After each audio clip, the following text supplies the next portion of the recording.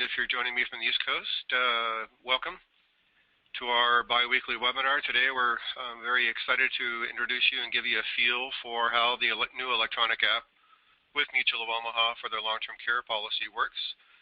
And appearance-wise, it's very simple. We're a little bit late to the table, or Mutual is, as far as the e-app technology. However, they have been able to capitalize on other carriers' mistakes. And we think this is pretty darn robust.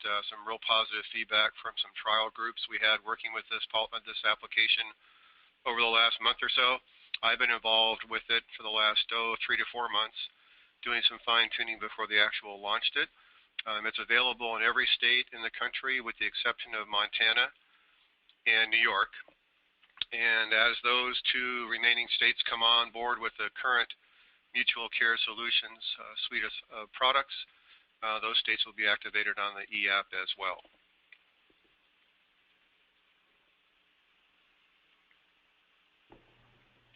So the first thing you need to do is the e-app resides on Mutual of Omaha's website. And if you have never set up a login ID and password on mutualofomaha.com, if you want to get access to the electronic app, this is where you have to go. So very simply, you type in your browser bar at mutualofomaha.com. In front of you here is the welcome screen when you first get on their website. Up in the upper left-hand corner, it defaults to individual customers. If you hit the down arrow, you can change that to sales professionals. It will bring up a login window. If you have not already set up or established an account on mutualofomaha.com, you will need to register. And when you click on that register key or link, it will take you to the place where you have to promise to I do, I don't, I won't, I will, and then it will prompt you to type in your registration key. And your key is your agent writing number with mutualofomaha.com.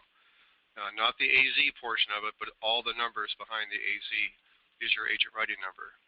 And then once you're on the website, and I'll go ahead and log in, it takes you to what they call Sales Professional Access.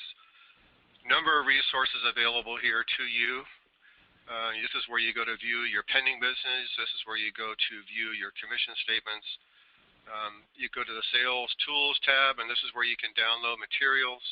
You can do quotes for their life quoting, for their life products, any number of things. But down at the very bottom, as each of you log in, there'll be two links. There'll be the LTCi app and the LTCi app sandbox. And the sandbox is where you can go and play to get a feel for how the application flows. Answering questions, leaving things blank. What if you answer yes to question 2? What does that bring up as far as additional information you need to provide? What if your client elects not to fill in all the details on the personal worksheet? How is that presented to you?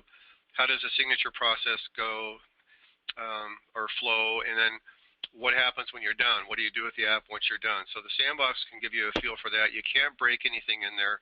So feel free to spend quite a bit of time in the sandbox getting yourself familiar with the flow of the application. Now I'm going to be going to the test site for the e-app.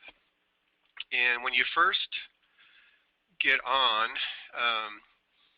the e-app, these two buttons will be large and right in the center. They'll be either you want to start a new application or view applications. And if you hit View Applications, it'll bring up a list of everybody that you've worked on, whether they've been submitted or they're sitting out there incomplete. Maybe you wanted to pre-populate parts of an application with some personal information about your client before you actually start your session, just to alleviate part of the time it takes to go through the application. The website will store any kind of activity you've had going on in the e-app process for a period of about 30 days before it falls off. So you'll see, as you get more and more into it, you'll see this list of your own personal list grow and grow and grow. Don't worry about having to try to delete stuff off the list. The system will take care of that automatically. So it will tell you what your status of your current stuff you've got working on, whether it be incomplete, you're in the process of getting it signed, it's already signed, maybe it's in review. All these messages, I'll walk you through what those mean to you as you go into when you view your own applications. But when you first want to start a brand new application, you're presented with this little simple window, Obviously, the only product you can select is long-term care. You always want to select the client, the proper application based upon where your client lives. So this is where the remote selling comes into play. So say you're a resident state of Idaho and you're sitting in Boise, Idaho, and you're working with a client in say, for example, Wyoming. You'll pull down the application from Wyoming, and then you'll be prompted to type in a commission code. And there'll be two codes that show up here, maybe only one for most of you. But if you are licensed in any of the states of which Golden Care works, then you'll be presented with two different commission codes, an AZ, just like the initials for Arizona, or the number 6 followed by the letter Q. And the 6Q ties that application back to Golden Care. The AZ ties the application to us here at American Independent Marketing. So if you are working in an AIM state, and that's tied to the resident state in which you're writing, not your state, your home state, you will select the AZ for what they call the commission code. But what I've done is I've actually gone and built and already started an application that we can walk through, and it's actually Alaska Jack here right up on top. And I'm going to walk you through what you'll see when you go through an application. Good morning, I'm checking in. Good morning, this is Dave. May I help you? Someone has us on a speakerphone. If you could please mute me off if you have me on a speakerphone, that would be great. Okay, for the day, for the weekend, for the...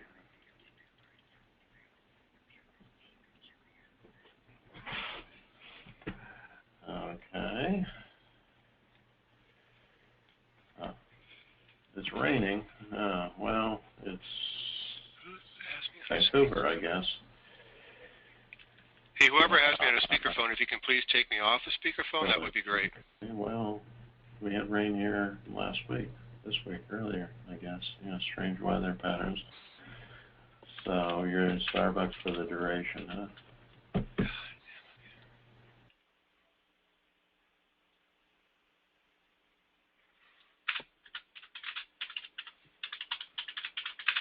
Sorry, I guess somebody asked me a question here. Okay, so when you first open up an application that you've already been working on and you want to go through and finish it up, you hit what they call the edit button here. And it's going to present you the application exactly the same way you see it in paper, or exactly the same way if you've ever done the fillable PDF yourself.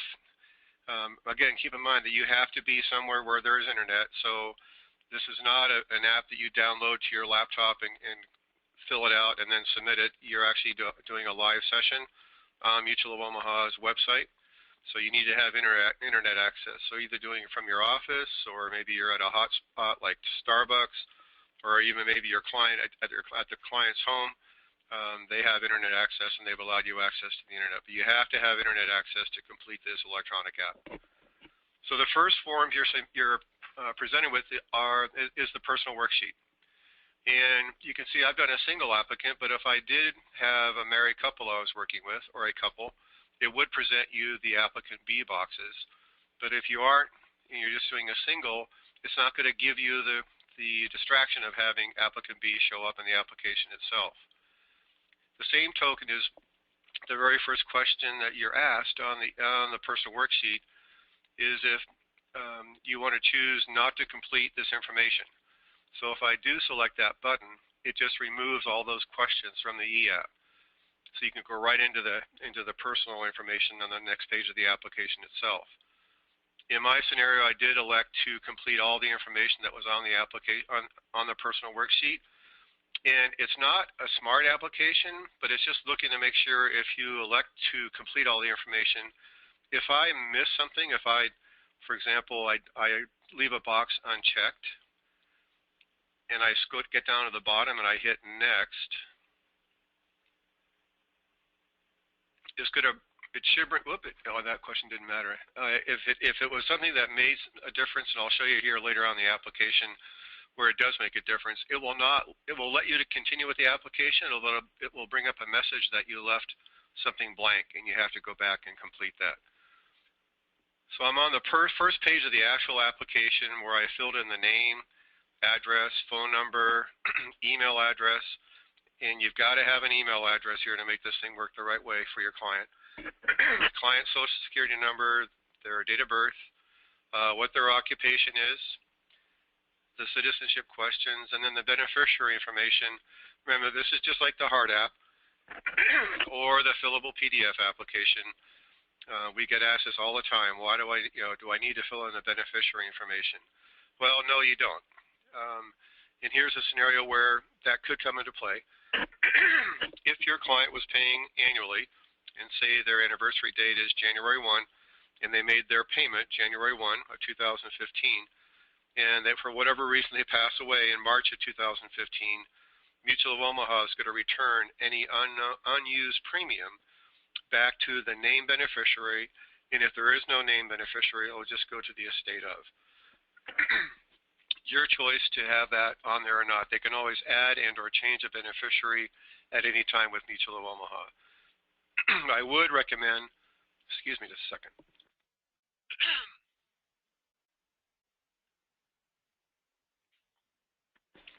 I would recommend if you do sell one of the return of premium options, like the 3 times the maximum monthly benefit as like a little burial plan, or any of those ROP options, that you name a beneficiary in that scenario. And again, if I had been working with a dual application, again, like a married couple or partner, it would present me applicant B information, but I'm not, so it's not going to bother me with all those blanks to fill in, or at least to bypass. If you are working with someone who's a member of an association group that is established with Mutual of Omaha, and this would be one that perhaps you set up, like your local Chamber of Commerce, for example, your local chapter of the Medical Society, maybe the local chapter of the Bar Association that you set up. This is where you would tell the home office that this applicant that is coming in on this person applying for coverage is a member of an approved association group with Mutual of Omaha. So we filled all the initial information about the client. The next page, just like the application itself, is where it's going to prompt you to fill out information about any allowances that are applicable to your client. In other words, are you married? If you're married, are you applying by yourself? Are you a member of an association? Those type of questions are all here. So if I had said, for example, if I have a partner, I say yes, then it's going to bring up the questions based upon me answering that first question, yes. Are they also applying for coverage? No. Does that person have an existing Mutual of Omaha long-term care policy in effect? Yes or no. So you answer those questions appropriately. Are you a member of an association or an approved association? I'm going to say yes.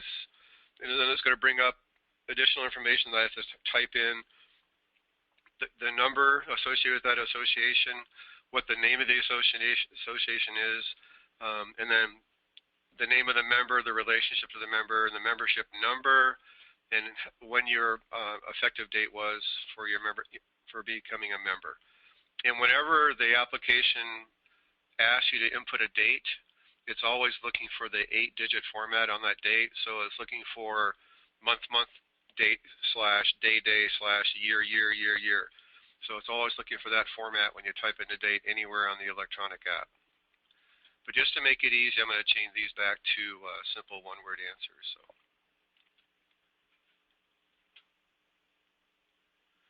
are you replacing coverage? I mean, it's just like the page on the hard copy app, and in this case, no, we're not. And no, I've never sold my agent has never sold me any other type of insurance in the past. So now we get into the health questions.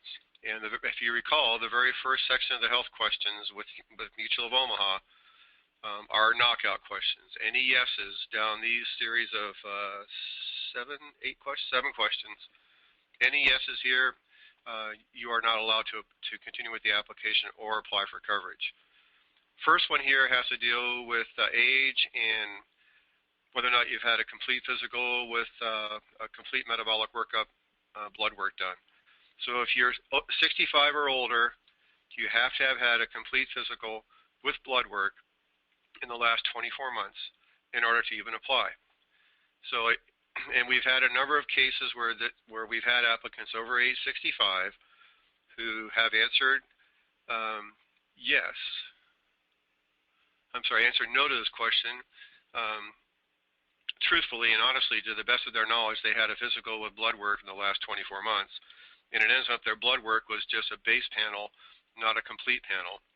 And in those scenarios, Mutual of Omaha will come back to the applicant requesting that they do have a complete panel done at the company's expense, and they can use any number of, I think, 4 different pyramid type companies to do those blood draws for that complete metabolic panel. If your client is under the age of 65, they have to have seen a doctor for whatever reason sometime in the last 24 months. So hopefully they've gone in for a sniffle, scratchy throat, or anything, you know, a cut finger or whatever, because whenever a doctor does see you for whatever reason, they always do some kind of a minor assessment of your overall health, and that's what the company is looking for. If your client is under the age of 65, they cannot get preferred rates unless they have had a physical with a complete blood panel in the last 24 months. So if you're working with a younger buyer who hasn't had a physical and blood work done yet, I would not tell them to go out and get one done before they apply. I would have them go through the whole application process, and if they are issued select with a chance for preferred, with the underwriter telling you, okay, if this person goes out and gets a physical with blood work, we'll reconsider for a preferred rate. Then your client has basically 2 months to get that physical with blood work done and the results back to the home office, and the underwriter could at that time make the decision to reissue the policy at preferred rates, which is a 15% discount, and over time that adds up to some real money. But I wouldn't have them go through the time and expense of getting that physical with blood work done prior to the underwriting being finished completely. There is one, I just got through telling you any yeses on this page is a no-go, but there is one question, the very last question having to do with disability. You may run across someone who is a retired military on partial VA disability for whatever reason. If that disability is 50% or less, that person can apply with Mutual of Omaha for long-term care coverage. So truthfully, you should answer this question yes, and if I change it to a yes, it's going to bring up a warning saying we are unable to accept the application, so do not continue. It's not going to stop you from going through the rest of the application. It's just going to show you that warning. So if you are working with someone on VA disability under 50%, I would strongly suggest that you attach a detailed explanation as to what the makeup of that VA disability is. But again, that's the one instance on this page where you can answer yes and still continue with the application process.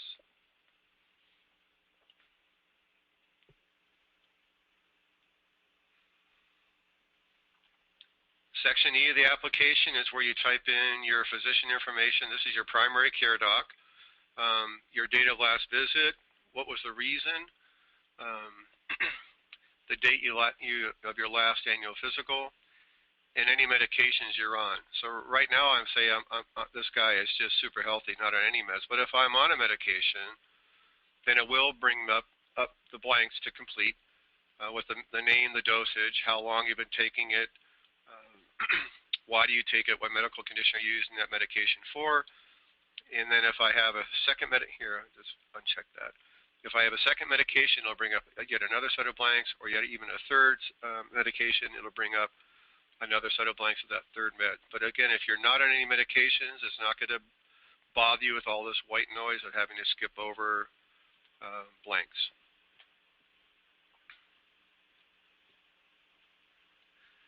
Now you can either go right through the app page by page, which I'm kind of doing right now for you, or you can go to the table of contents, and it will bring up the application by section. And these sections align just exactly with the hard copy app or the PDF app. So for example, I just started the section D, which is the health insurability questions. I've gone to the primary care, and now I'm going to go to the additional health questions. And these are the simple yes, no's. There's a lot of them. But again, these are questions where you can have yeses and still be potentially considered for long-term care insurance. If you have a yes to any of these questions, this is where you type in your height, weight, If you've had any yeses to these questions, it will bring up the box where you type in the reason for you answering yes to a question. If you have all no's, again, it's not going to bother you with all this extra white space you have to get through the application itself. So we've gone through the health questions, and now I want to go to my benefit selections pages and build a policy. So as you recall, there's two packages with Mutual. There's the Secure and the Custom. So the e-app's going to ask you right off the bat, okay, which one are you buying? And I'm going to stick with the Custom. So it's only going to present you with the pages that are applicable to the Mutual Care Custom policy, and it's not going to bother you with the pages on the Secure, and vice versa. So there's no drawing of X's through pages and calling us and say, okay, which section do I complete? I'm not sure which one I priced. Can you give me a little help here? So it's only going to present you with what you are selling to your client. For example, I'm rejecting the 5% compound inflation protection rider. And you'll see when we get to the signatures, that'll bring up a signature. I'm buying 1% to get myself in the game with a buy-up. And I'm not electing any other riders, except I'm putting the 0-day on for home health care. I kind of like that rider myself. So we've gone through all that. And then we can just go next. This is the premium page. This is where you are telling the company if you want temporary insurance, or in some states they call it conditional insurance. It varies a little bit state by state. If you want temporary insurance, if you want to bind coverage, which you can do with this policy, you have to collect premium with the application in order to bind coverage. It's your option, if you collect premium, to select the effective date that you want the policy to have. It can be either the date of application or the day the policy is issued. If you select the date of application and you collected money, the company can only underwrite your client up through the date of the application. And then technically, if they end up issuing you a policy, you essentially have had coverage since the date you applied. So if something had happened to you during that period of time, during the underwriting process, you could technically get issued a policy and go right on claim. Never seen that happen before, but technically you could. If you do not collect premium with an application, which is your right, because Mutual of Omaha does do business COD, you cannot bind coverage. So the effective date for an application with no premium with the application is always going to be the date of policy of issue. So they can underwrite you right up to the very end. So just keep that in mind. In this scenario, I have collected premium, and I'm going to be paying an annual bill, but I'm collecting basically, a quarter's worth of premium to start the process. So they would like you to collect the full modal. You don't have to. If you are collecting premium, I think 2 months premium, it shows a serious commitment on behalf of your client. They want to move forward. If you don't collect premium, you always run the risk of them saying at the very end, well, I really don't want to buy this thing after you've gone through all the pain and trouble. So it's always best to collect premium if you possibly can.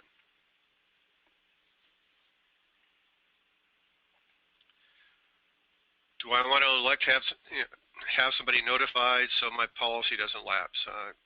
Some people overlook this. I'm in favor of always providing a third party, what we call a third-party notifier on this. You have a 30-day grace period. If you're paying, especially if you're paying something beyond bank draft, like you're paying annually, and your premium notice goes out, and you look at it and say, yeah, I see that. You toss it, and you forget to pay it. You have a 30-day grace period, and if you don't pay within that 30-day grace period, and you have a third-party notifier, that third party is then contacted, letting them know that you haven't paid your bill, and that extends your grace period for another 30 days. So I would strongly suggest that you do that. And there are even scenarios where if someone's paying monthly on a bank draft, that could come into play because maybe they've changed bank accounts and they fail to notify Mutual of Omaha, and they tried to do a draft and they get an NSF on the draft.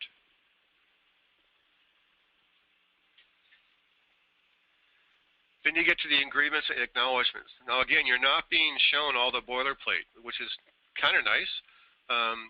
When you get to the end of the app, you'll see everything on the application, but going through it, it's only going to present you relevant information. So on the agreements and acknowledgement page of the app, it basically has all the language around the applicant agreeing that all the information is correct, blah, blah, blah. It asks on that page of the application the city and state where it was signed. And again, it's always going to be the city and state where they live. And then right below that is a little bit of jargon here that I want you to make special note of. There's a relatively new form, I'd say in the last 6 months with Mutual of Omaha. It's an agent HIPAA form. So it's a HIPAA form just for you. What this allows you to do is to have a very open conversation with the underwriting staff about your client if something happens that you don't like. For example, if you submitted somebody preferred and they were rated to select, underwriting could not necessarily tell you why that happened. It would be provided to you in a sealed envelope with the policy, and you'd have to wait for your client to open up that envelope to find out why that person was rated up. Or maybe they got rated from select to class 1. Maybe they were even declined. If you have the agent HIPAA form signed, then you can call and have a very open conversation with the underwriter. They'll disclose in gory detail what led them to their decision to either rate your client up or decline them. And then you're better prepared to have a more fruitful conversation with your client once you understand what happened during the underwriting process with that client. Just do a real quick check to see if there's any additional questions here I haven't addressed with anybody.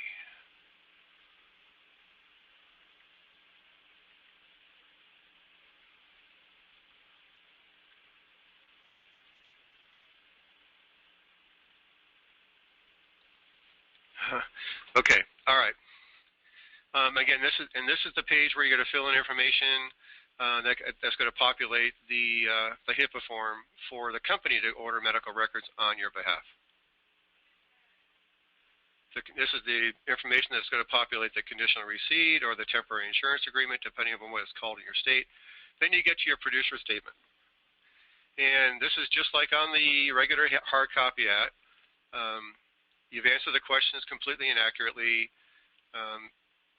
They were answered in my physical presence. Now, if you're selling remotely, your client's not sitting next to you at your desk at your office. So you're doing a deal over the phone. Maybe you're using a screen sharing session like Join Me. So you check no, and you just type in an explanation. Did it via conference call? Or did it via screen sharing session? That's all the company needs to see there. If you're selling remotely. But if you're in your office and your client's sitting right next to you on your desk, and you're doing this application live, and it's just like you're doing a paper app live. So you mark that yes. And is the coverage for you yourself as a producer? No, of course not. I'm working with the client. What rate class you did? I'm not replacing existing coverage. Here's where that commission code comes into play. It will pre-populate based upon when you selected that in the very beginning of the application. And the rest of the information about you. Now, we've had a little bit of feedback from people who are doing it during the trial period. They didn't feel very comfortable typing their Social Security number on an application in plain view of their client, not knowing who might be sitting around where their client's sitting, who might make a mental note of what that social number is. So you can type in a dummy number, and I'll show you at the very end of the application process how it will allow you to come back to this page and edit it one last time to change it back to your real number. So we've done all this information. Now we're going to sign the app. There's a box here labeled Request Signatures.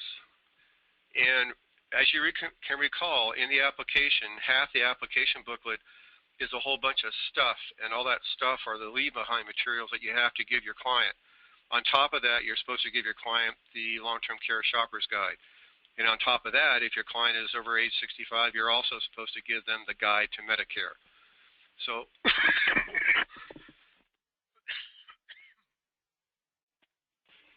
Mutual of Omaha wants to make sure that you do the very same thing during the EAP process. So I'm going to request signatures.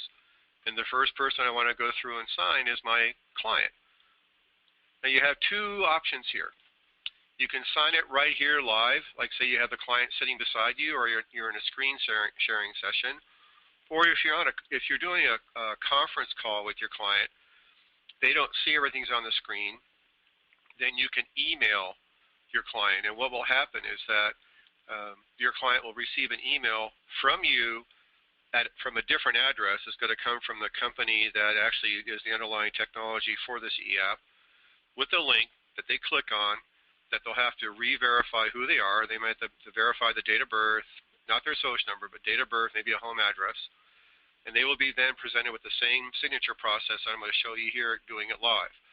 Once they've completed signing the application from their own PC in their own home, you will then be sent an email from the same technology advising you that your client has completed the signature process, and then you can go ahead and sign the app and submit it and get it underway.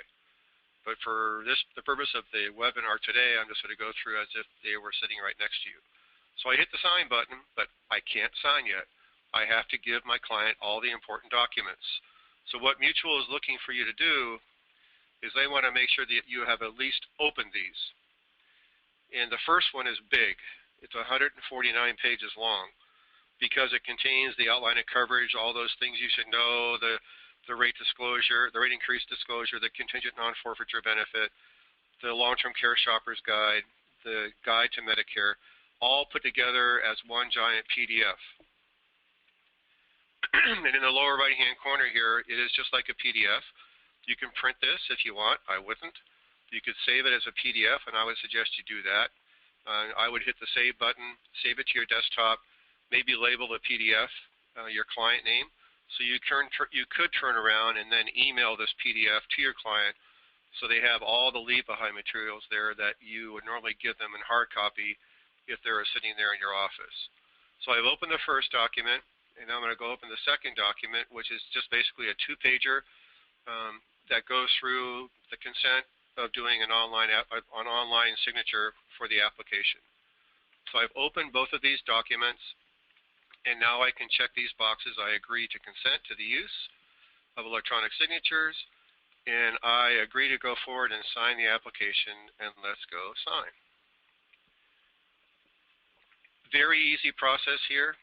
It actually brings up the whole document now, so this looks exactly like the personal worksheet you see hard copy or in the PDF format. I just hit next signature. It takes me to the first signature requirement on the personal worksheet. And you'll see it says digitally signed by Alaska Jack, the date, the time, and the actual IP address from the computer which it was signed. So if you're doing a Join Me session, this IP address is going to match up exactly with your IP address when you sign down here. That is perfectly acceptable to Mutual of Omaha. So I hit next signature. The next place I have to sign in the application is where I reject the 5% compound offer. So I'm buying less than 5% compound. Again, digitally signed. Here's the agreements and acknowledgement page where the applicant signs. Again, you weren't seeing all the boilerplate going through the e-app, but now that you've finished the app, it's going to bring up the actual page you're signing. Here's my HIPAA form signature. This is a little bit different. This is a digital signature for Alaska Jack. And what the company has found is that all facilities that accept a regular HIPAA form, not a special authorization, but a regular HIPAA form, are accepting this digital signature for releasing of medical records. A little bit different than the other signatures. This is my temporary insurance agreement I'm signing. And then here's that form I was talking about. This is the agent HIPAA form that we strongly suggest that you have signed with every applicant, just to have that conversation with underwriting. And now I'm done. So I've completed all the applicant signatures, and now I'm going to go through, and maybe I don't want to sign it yet. Maybe I don't. Maybe I just want to send off a picture of the application to my client that shows he signed it. So I hit the View button, and it's going to bring up the actual application, completed and signed by the applicant. You haven't signed it yet, but the applicant's gone through and signed it. And I'll give you an example. I'll scroll through the personal worksheet. You can see where they signed it. I haven't signed it yet, but they've signed it. So at this point in time, you might want to save this application to email off to them. Or maybe you want to wait until after you've done the signatures and then email it off to your client as well. But we'll go through and affix your signatures to the application as the agent. So again, next signature, I sign the personal worksheet right below where the applicant signed. I sign the agreements page below the applicant, the temporary insurance agreement, and this is the producer page. So again, this is where I put in a dummy social number on myself, as you see right there. So I sign that, and I'm done. So the application is now complete, and you're ready to submit it to the back office. And what does this mean? It means it's coming to us here at AIM. We give it one cursory look, and then we submit it. Usually within a half a day of the app being here, it's at the home office. Before you do this, you might want to do that final edit where you change the producer page. So you hit edit one more time, because once everything's signed, you can't go back and make any changes to the application itself, with only one exception, the producer statement. So I could click here, and it will take me back to the producer page, where I can then remove my dummy social number and type in my real social number, and then go back, and then submit it to the back office. So that's the app. Pretty straightforward, pretty easy, we think. We're always looking for another easy button for you guys to take advantage of. So hang on a second here.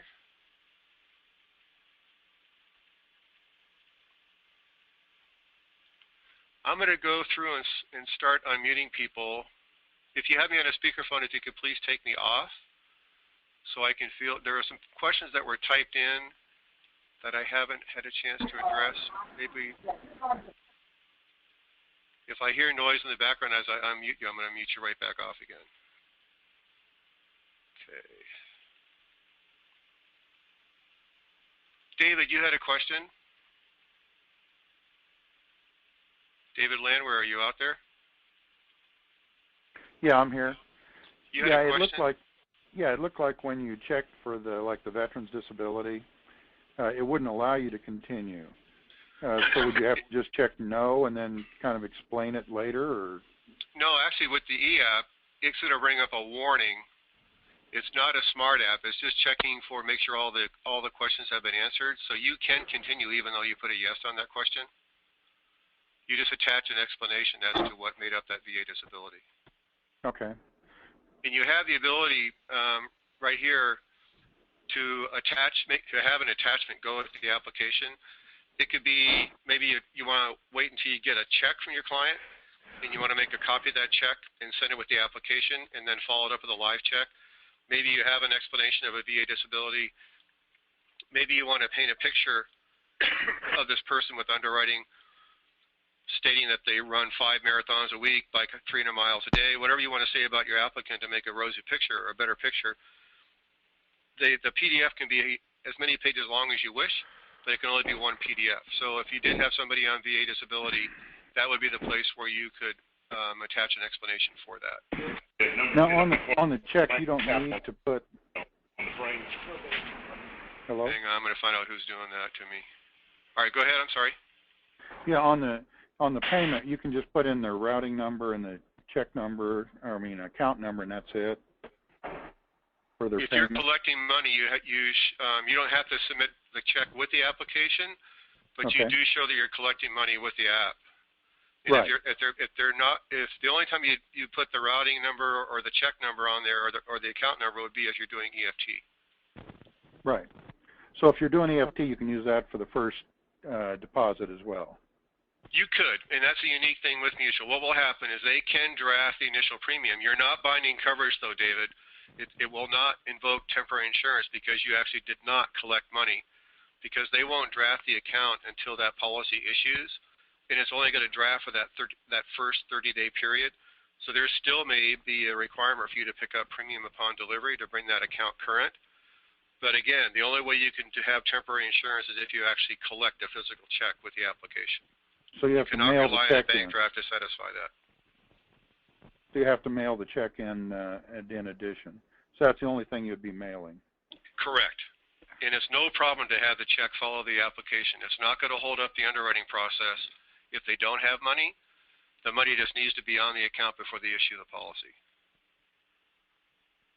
Well, hopefully they'll get it to where we can just hit submit and they'll do the automatic draft. Well, they're working on credit card. They're taking a look at other technologies they can do to help expedite that process. That's okay. Okay. Thank you. Who else? Hector, you had to put, see, you didn't put your audio pin in, Hector. I can't unmute you to answer your question. Let's see who else had questions.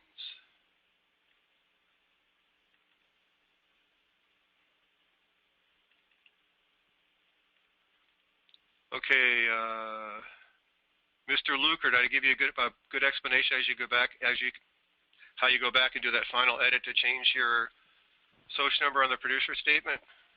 Yeah, I typed in that question before you had gotten to that point. Oh, right on. Okay, thanks, Sharon. Any other questions I could answer for anybody about the EAP process? Everybody understand again how you get to the EAP?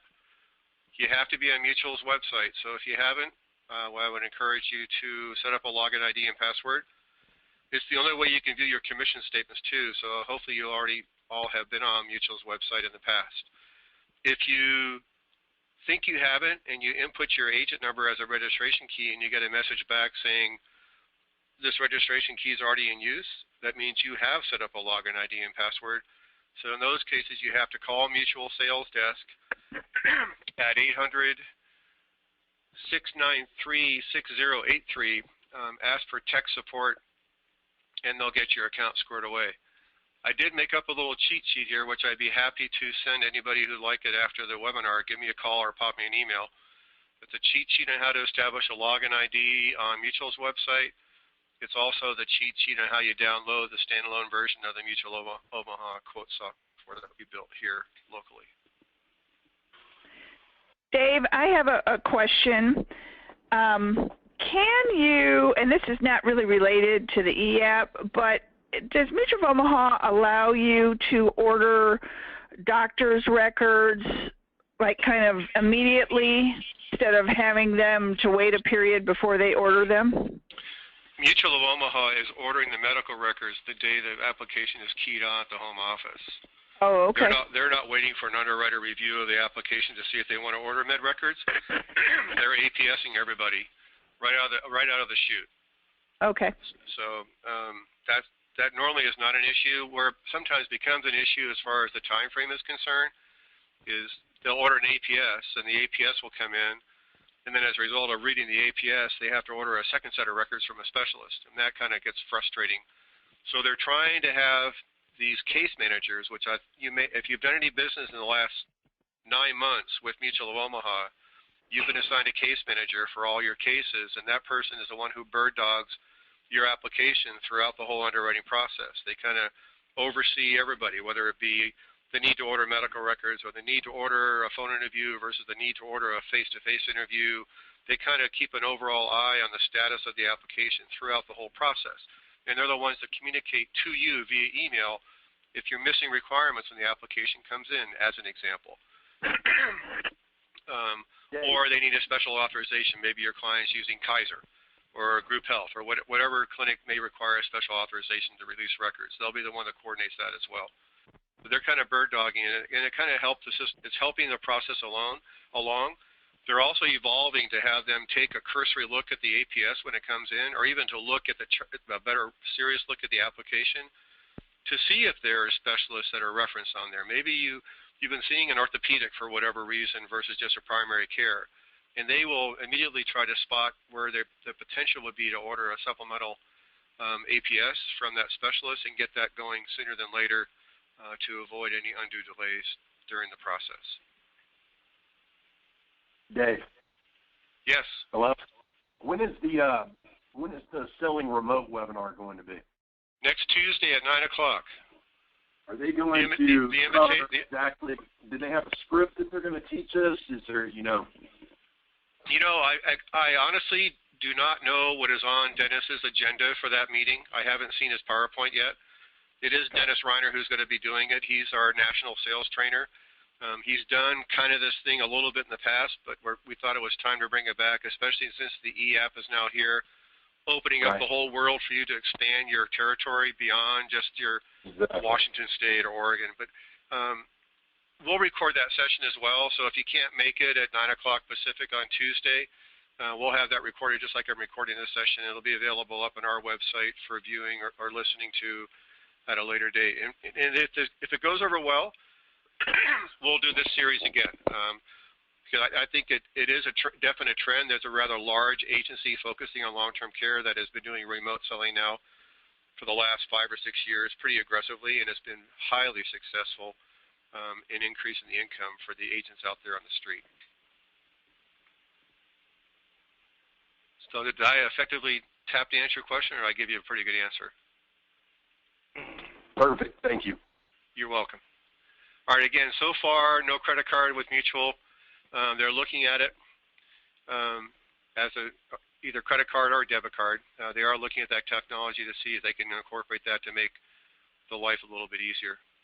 So any other questions on there about the e-app or anything else to do with Mutual of Omaha? Okay, if not, I'd like to thank you all once again for taking the time out of your day on this Friday to join me. Again, keep an eye out for an invitation going out this weekend for the next follow-on series for the remote selling next Tuesday, which is the 28th at 9 o'clock Pacific. That email will be going out Saturday and again Monday night at midnight as a reminder. So again, thank you all for joining me. Have a great weekend and take care.